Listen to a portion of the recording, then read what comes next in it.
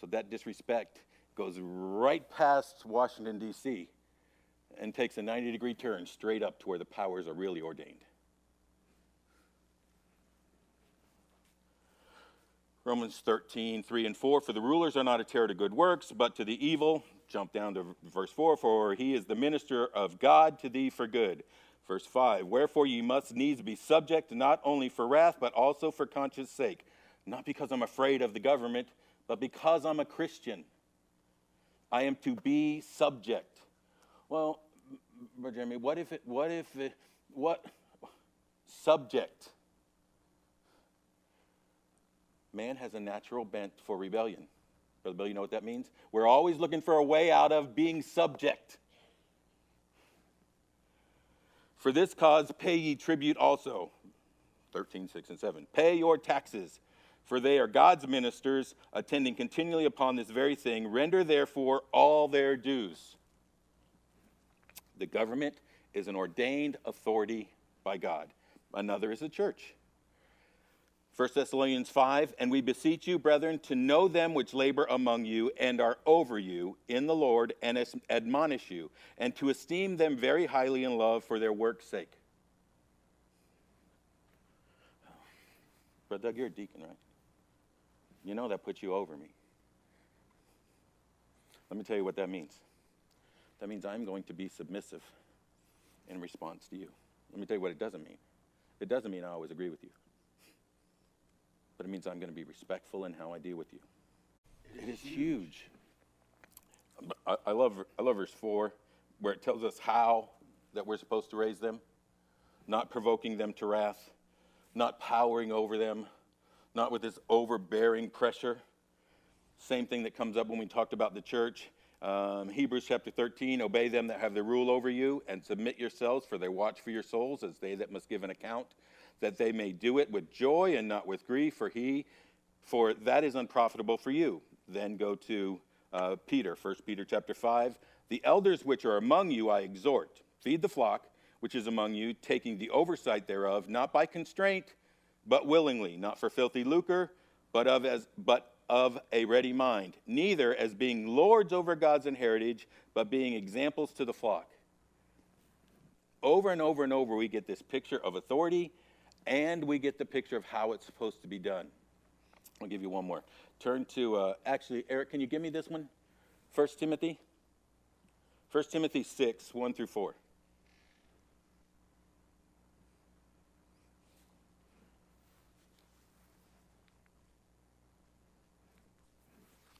Man, you're slow this morning.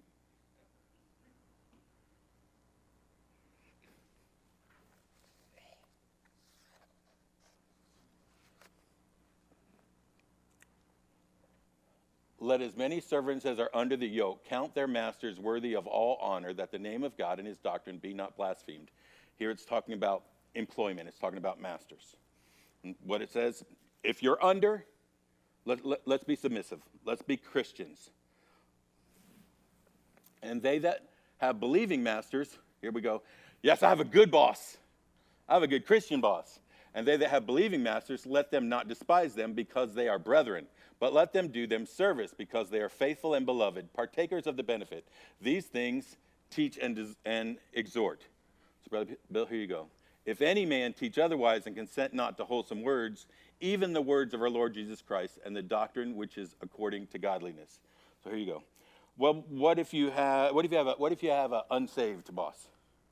Well, you're still going to be submissive, because you don't want to give them an opportunity to blaspheme Christianity, to blaspheme Christ, to blaspheme the church. And if you have a good Christian boss, well, you're going to be thankful, and you're still going to be submissive. And then it goes on and it gets this: these things teach. And if anybody teaches anything other than this, he's blaspheming. Okay, well, this is what I'm going to say. He's ordained 4 areas of authority: the home, the church, the government, and work. And these things teach, all of them. And if we teach anything other than that, we're blaspheming. Because that authority does not come from a name tag that says boss, or a door in Washington, D.C., or that authority comes from God. And when we start justifying rebellion, and we have lots of rebellious actions. We are the people of strikes and sit-ins and lockouts and I'm going to get my way. We better be careful getting our way and not trusting the God who's at the top. Because all authority, there is no authority except the authority that's been ordained by God. And that's where we're supposed to teach. Now, one of the purposes of this authority, and this is where you have to start looking at it. One of the purposes of this authority is to shape us. Each one of us is born with multiple character deficiencies, which is why the Bible says that foolishness is bound in the heart of a child, but the rod of correction. It is the authority given to the parents that is supposed to help grow them up. Now, here's the picture. You've probably seen it, Matt, that's usually, because how do you picture God? So there's usually like some triangle or something at the top. No. Out of this triangle, got two big pair of hands. In these hands, I got a hammer, I've got a chisel. Those are the tools of authority. Underneath that is this hard rock that inside has a gemstone. God uses these authorities to chip away at those character deficiencies and grow us into maturity. All of them. All four of them. Now, but what if the authority is not good? Well, again, Brother Bill, we're always looking for a way out. We're always looking to justify self-control. Here we go. Render unto Caesar that which is Caesar. Who would the authority have been then? Oh, Rome.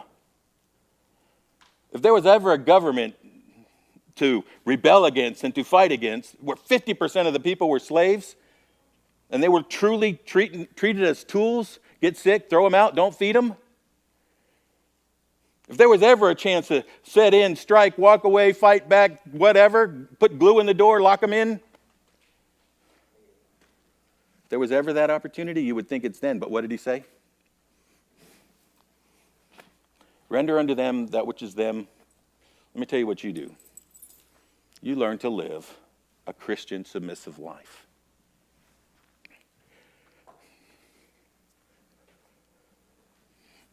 Here, I'll give you this quote. God is more concerned that our character become like that of Jesus than he is in which instruments he uses to accomplish this. This is what usually happens. Justin, I have tough parents, so I'm not going to be submissive. I'm not going to grow. I'm not going to learn. As soon as I get a chance, I'm getting out of here. And this is what usually happens. I leave the umbrella of that authority. And Brother Wayne, I'm getting out of here. And I go join the army. No one's telling me what to do. I'm going to make the own decisions in my life. I go join the Marines. Or a lady, I'm getting out of here. And I'm marrying the first guy. 19 years old, she gets married. Brother Bill, you know what shows up? You know what shows up as soon as you join the army? Those same rebellious deficiencies that you had when you were at home. All you've done is change the name of the chisel that's in the hand. Now it's a little bit bigger, a little bit harsher, does a little bit more damage. You know, I can't tell you how many times you sat with some woman, 30 years old, and all she can tell you is the struggles inside the home because that same rebellious attitude she had when she was a child at home, she's carried into the home with this same picture. Matt, he uses the authority. We don't run away from it. And it's always going to be there. And he's going to continue to use it to chisel away. We can stay underneath his umbrella, or we can step out, and the chisel just gets a little duller, a little harsher. And I'll say this about the military, probably should not get in trouble, but oftentimes, but more this, I've spent my life in church. My dad was in the military, retired from the military. He did 2 tours in Vietnam. He got out of the Navy just to go to the Army so he could go to Nam. I mean, it's tough to find somebody who was more hoo-wah than my dad.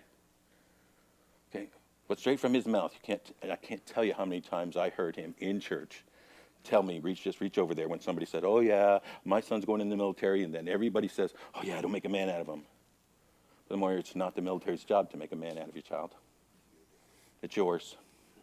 And it's even worse than that. You know what the military's job is? It's to make him obedient unto death and to pull a trigger.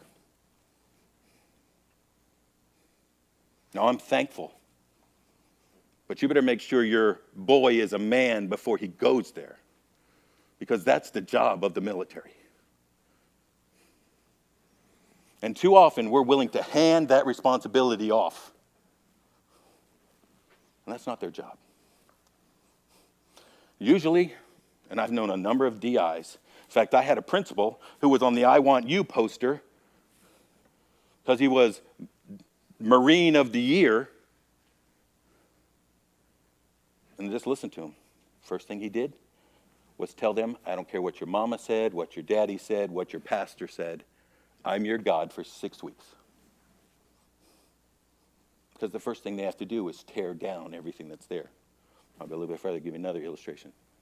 As long as I'm, rolling the dice, getting in trouble, here you go. Read anything about World War II? Here, how about this, Matt? Here's a good one. Read about the bomber pilots. Ben Memphis Belle. One of the best things about Memphis Belle? Look at the age of all of those pilots. You know what they found out after the fact? It was part of the plan to have all the pilots under 30 years old.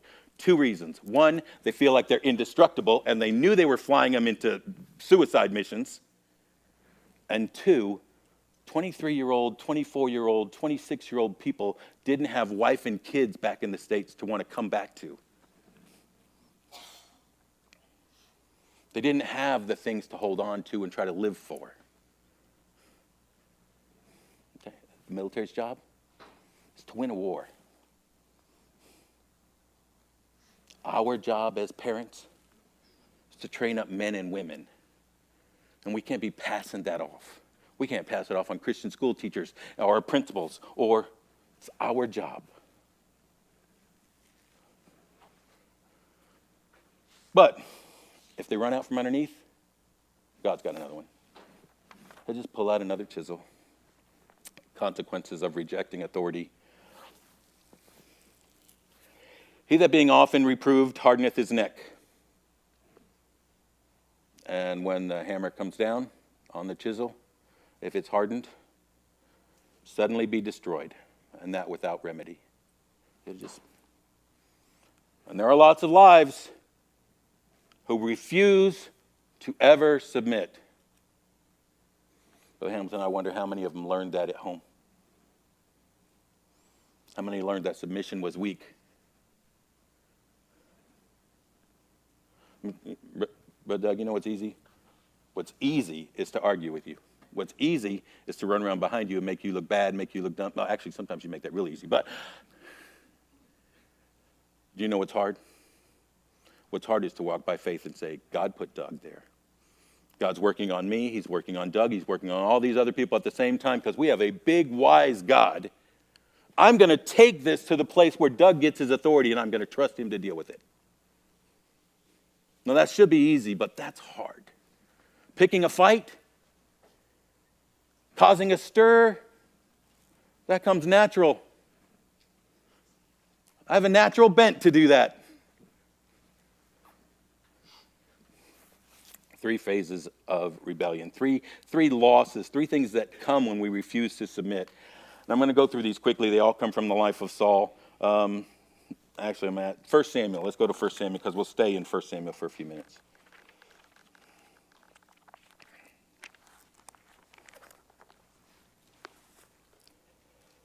First Samuel chapter 13. Here, he's barely been king long enough to get his hair dirty, and he's just won his first really big battle, and God said he would give him the battle, and he gave him specific rules. He said, you go into the Amalekites or Amalekites and you destroy everything. Take nothing back.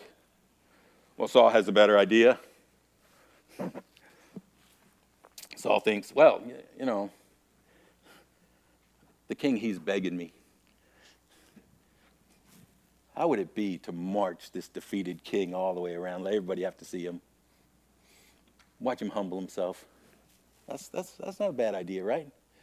Killing him's the easy way. Look at what he's going to have to go. You see, we can justify anything. And they looked out there and said, man, king, he has a lot of things.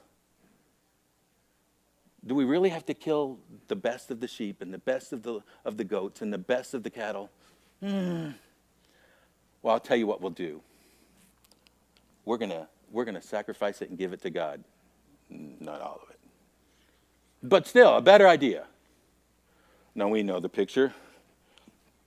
Samuel shows up. Saul, did you do what God told you? Battle's over. You obviously won. I did everything.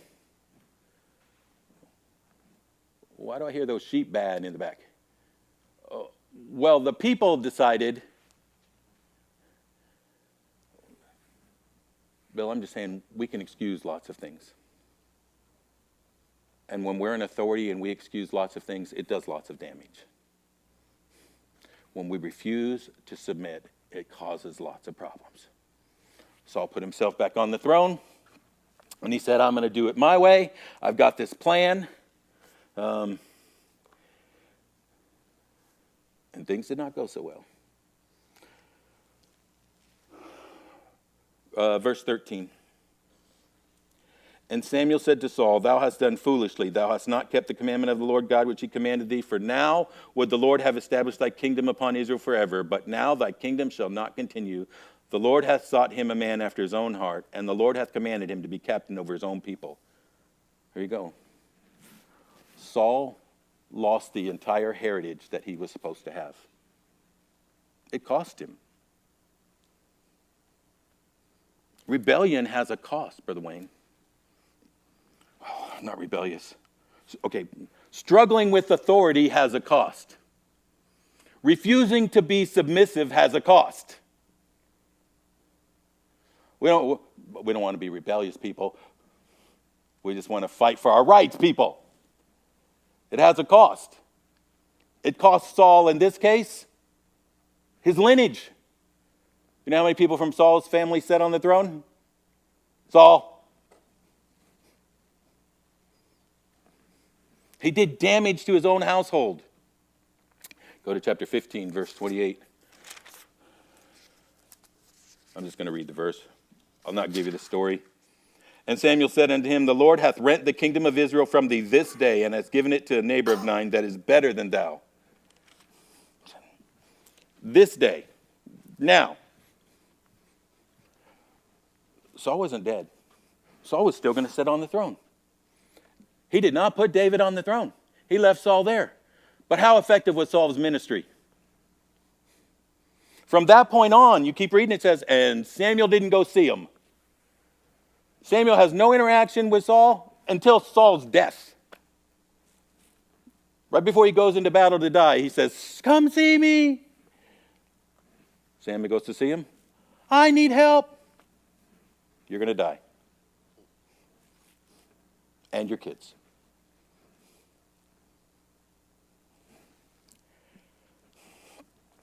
Rebellion has a cost. Justin, we should be the most submissive people. It should come natural.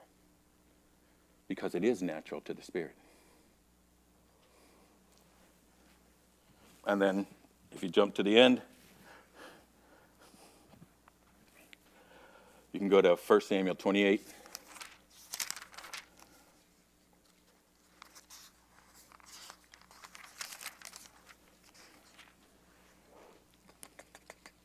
Let's jump to 19. Let's just jump to 19. Moreover, the Lord will also deliver Israel with thee into the hand of the Philistines. And tomorrow shalt thou and thy sons be with me. The Lord also shall deliver the host of Israel into the hands of the Philistines. Samuel finally goes to see him. Your life's been cut short. The life of your children has been cut short. And all of Israel is going to suffer. because of your lack of submission, because of your rebellious attitude.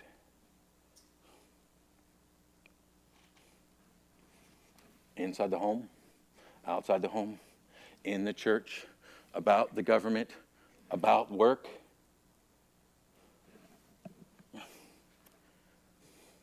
It has almost become commonplace to say, yeah, it's Sunday. I dread Mondays because I got to get up and go to work. What effect do you think that's having on the next generation? You think the two might be tied together and that's why they don't value work? Anyway. Oh, actually, I did print that up. Justin, you ready? I'll give you a quote. It's a long quote. Try not to go to sleep.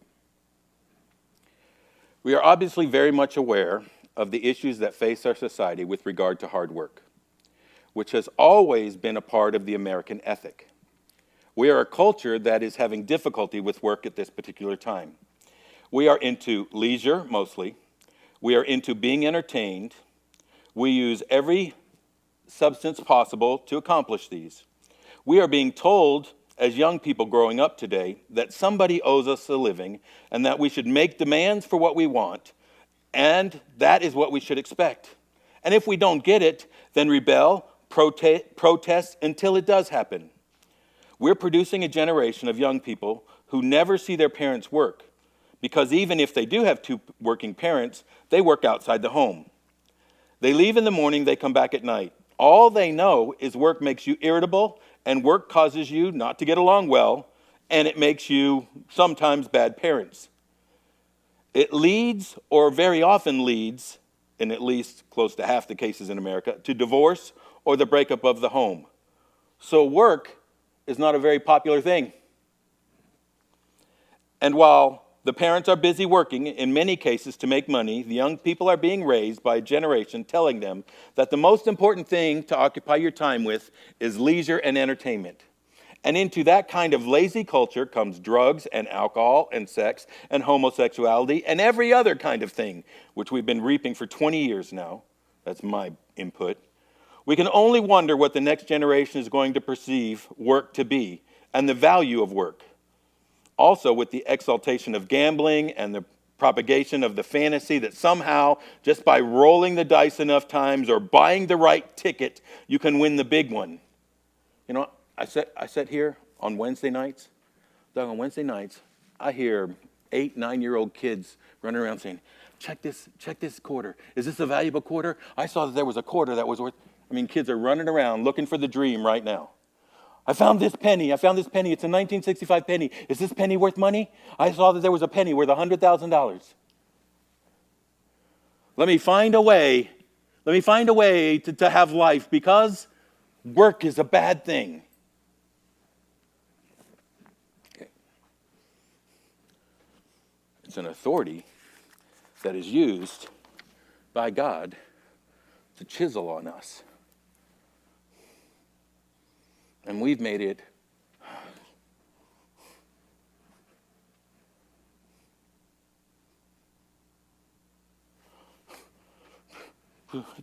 again. Monday, I got to go deal with those kids again.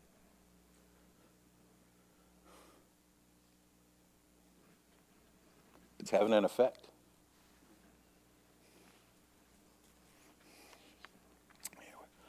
I've got like 5 minutes. I'm going to run through this. It's not mine. It's a normal response between parents and children today. Children are having problems growing up. They're having problems surrendering. They're having problems learning dependence. They're having problems with trusting and faith. In fact, it seems like everything is feeding their rebellion, even sometimes inside the home, and this is usually how it happens. It happens with some kind of communication breakdown at first, like Brother Wayne, I hold Eric accountable for something Josh did. Well, you know what Eric's going to hold in his head? I didn't even do that. Right away, there's a break. There's a problem. He's been treated unfair. Or Rob, I promise, I overpromise. Josh, when you're 16, I'll get you a car. Well, it ain't, see, 16, you know what if I told him that when he was 12, 13, 14, 15, you know what he's thinking every day? You know what he's telling all of his friends? The day I turn 16, I'm getting a car. The day he turns 16, I don't give him a car. A communication breakdown. He now has issues. By the way, that's why the Bible talks over and over again about, be careful with what you promise. He that sweareth to his own hurt. That's what it says in Psalms. To his own hurt. Let me say one more thing, too, as a dad. To your hurt, to my hurt. Not to the family's hurt. Like, if I promised Josh a car, and I got him one, and Eric suffered for it, Jonathan suffered for it, Angie suffered for it, that is not a very good thing. In fact, I should have set him down and said, Dad was a big blowhard. But normally what happens when we have these communication breakdowns is, Brother Bill, we just think they'll forget about it. And we do nothing. I firmly believe one of the things that should happen more and more and more is parents should go and apologize to their children. Lorraine, you are teaching your children what's supposed to be right. That is an amazing thing. I am so thankful for that. It's fun for me to watch. But let me tell you what that also does. They know what's right. If you don't do it, guess who knows? You might as well admit it and get it out because they already know. It's your fault. You taught them. You're doing a good job. We accomplish nothing by trying to hope it gets buried. Deal with it. But we get this start. Well, what happens then is the kids begin to only focus on what they didn't get. He didn't get the car. Or he got treated unfair. Bruce, that's the only thing they think about. They become totally ungrateful and don't realize any of the other things that they have gotten in their life. And then usually we find out, and so we pop off with something like this. Well, compare your life to my life. You don't realize how much better you have it. They don't care. They care about you promised. They care about what you did. And then they begin to get stubborn. And everything you tell them to do, you have to tell them 3 times. Or Treva, you tell them, and then Donnie has to go, it's still not done. Well, it usually goes back to something. And until you deal with that something, it's going to stay stubborn until it turns to full open rebellion. They usually ignore you before they start telling you no. Well, they'll never tell me no. No, that's what happens. Then we increase the demands, and we put tighter regulations, and we thumb down on them.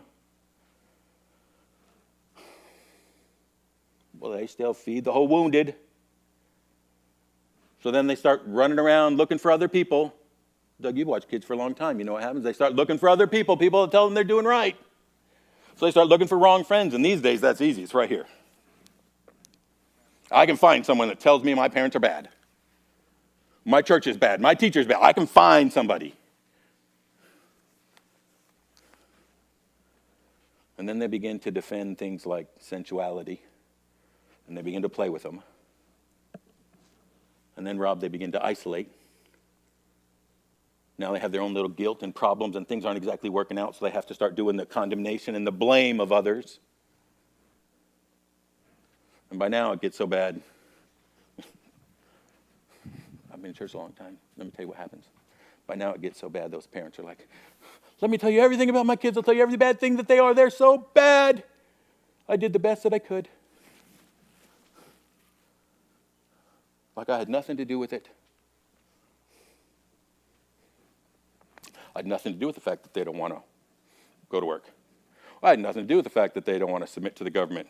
I had nothing to do that they want to rebel against every one of their bosses. I have nothing to do with the fact that they're chasing to get rich and dump hundreds of dollars every month into the lottery. I have nothing to do with all of those things. I don't know where any of this happened. And in the meantime, there's a kid who's now grown up. His life is empty and everything they've tried isn't working. And they search for excitement until they can't find any. And that's why we're dealing with such a group of young people with suicidal, depression, changing genders. I mean, they'll go to any lengths to try to find value and purpose. But it all starts with how we look at authority. And that's what we pass down. Justin, you close in word of prayer this morning.